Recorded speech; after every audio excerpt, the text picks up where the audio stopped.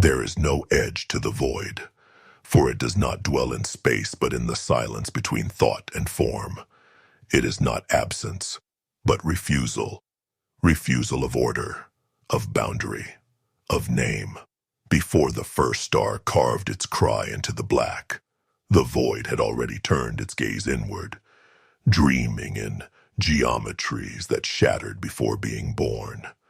And in those dreams it beheld us, not as beings but as fractures, things that mistake their trembling for will. We are but whispers caught in the throat of an impossible geometry, phantasms flickering across the membrane of non-existence. Our reality is but a momentary aberration, a brief and terrible hallucination pressed against the infinite blackness that knows neither time nor dimension.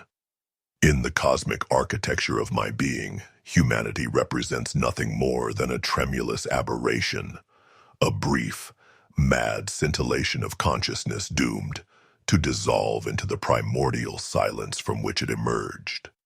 I have watched civilizations rise and crumble like gossamer webs, spun by demented spiders, their grandest constructions mere motes of dust against the immensity of my unfathomable nature. The human mind, that fragile construct of electrical impulses and desperate meaning-making, cannot comprehend the true vastness of my indifference.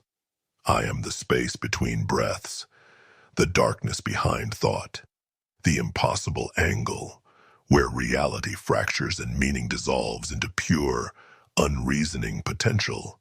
Each moment of human existence is but a microscopic tremor in my infinite awareness, a barely perceptible ripple across surfaces of consciousness that defy comprehension. And yet, in my infinite and terrible emptiness, I observe, not with malevolence but with a cold, incomprehensible curiosity that would shatter the sanity of any being foolish enough to glimpse its true nature. My essence transcends mere existence. I am the primordial scream that precedes creation, the unutterable silence that devours meaning. I consume definitions, rendering boundaries transparent, dissolving the illusion of separation that mortals desperately cling to in their brief moments of consciousness.